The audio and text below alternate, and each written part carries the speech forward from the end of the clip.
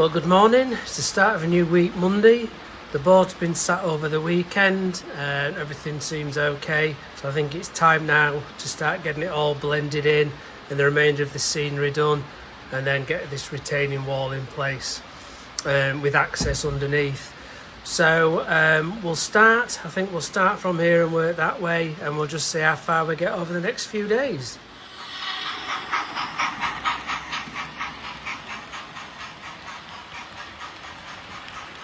So I think what I'm going to start with first is looking at this area here, blending the new road into the old one.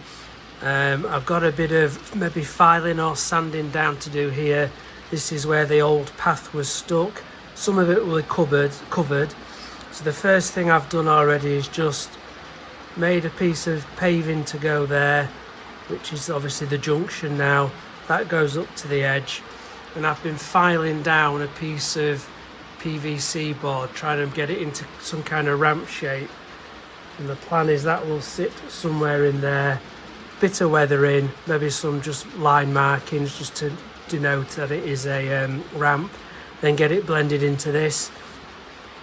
Just need to do a bit of colour differentiation on there and a bit of weathering, and then I can start moving on to this area, get this done. Now with regards to this side, obviously I did have the bus stop there, which was not a really clever place to put one. I did get a comment suggesting could I not make this into some kind of walkway down to the lower level, which I could do. I just don't know what purpose it would serve. I mean, this lower level is going to be an industry with a rail access to it, and I don't know what it's going to be yet. So whether this pathway down would just be a shortcut for the workers maybe who live up here. So it is a possibility.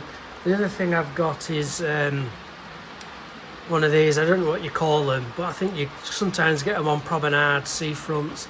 It's like just some seating where you can sit all the way around to get different views. So potentially that could go there so the locals could have a view down this way, down to the station, or other ways. I don't know if that looks right. And then I did purchase a war memorial, so potentially that could go somewhere on here, and some benches around it. I'm not quite sure yet. I'll decide whether that does look right or not.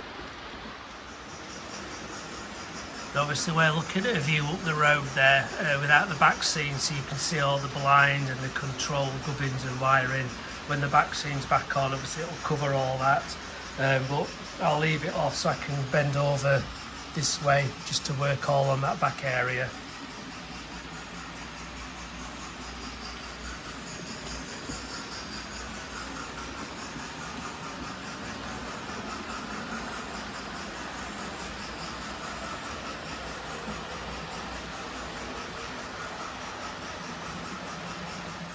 I've also been buying up a few bits while I've had the chance. I've just been stocking up on the 3D printed fencing just to go around that town scene area. I've got some small bollard which I want to put in front of the shops, the Woolworths and the other shops as well, so they'll be able to get on that front pavement. And then I treated myself to a new logo. I wanted this when it first came out. I think it was 2010, 11, something like that. But I missed out on it. So this came up on an auction site. Really good price it went for. It's a bit, the shop faded this outer one, but the engine itself is absolutely perfect. So I'm going to get that running properly for me. Just get its address set and everything, and get that up on the layout. And then I got a couple of coaches. These were in a sale, half price. 2 Hornby, and these are Mark 1 brake composite coaches. As I say, half price, different running numbers, but they're just to add to the rolling stock as well.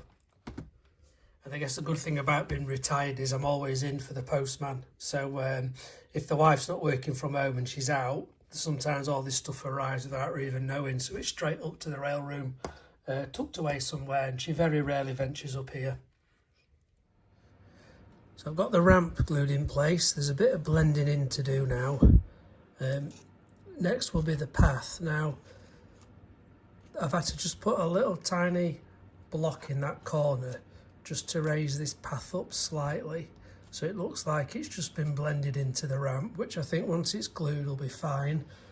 But what I need to do now is where these roads meet, that's the end of the paper what I did for this, and you can see the end of the paper on there. So I've cut a small 5mm strip just to fill that gap. I just need to think how I'm going to paint this, because all these were sprayed first with Halford's grey primer and then hand painted and weathered. And obviously that's too small a strip to be able to spray paint, so I don't know whether I can just maybe spray a bit into the lid and paint it on. I'll see, but I'll have a play around with that and get this in position next, and then start to blend the old and the new together.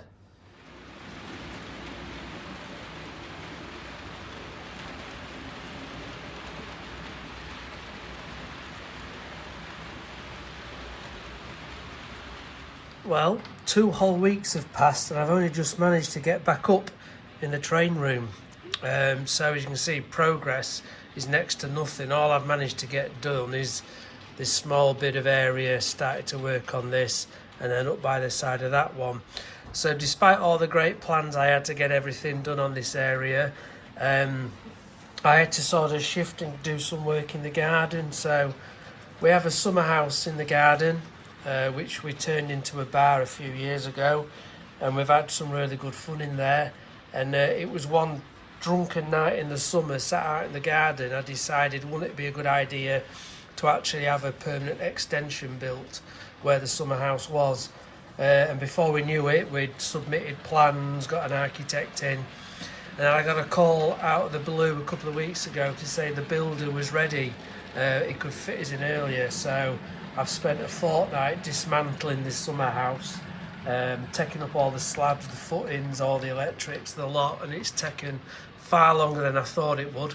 I'm not as young or as fit as I used to be, but it needed doing. But now it is done. We've just got like a muddy bog outside because of all this rain, but it's ready for the builder and I can get back up here now and start doing a few bits. One other thing I've managed to get done is just get this new loco programmed into the Z21. So I've just got this running in now with the 2 new coaches.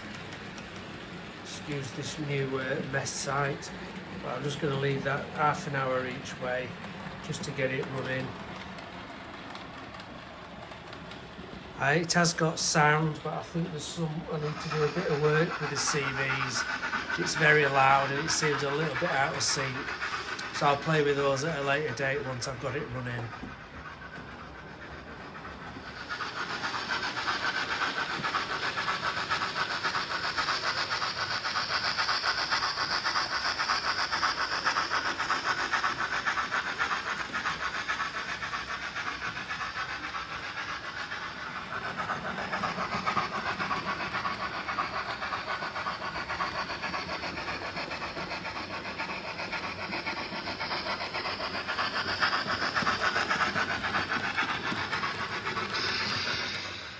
Just nip round to the back of the layout just to have a look about blending this in, and I think along here there's not really much to do just to bring this up all the way around.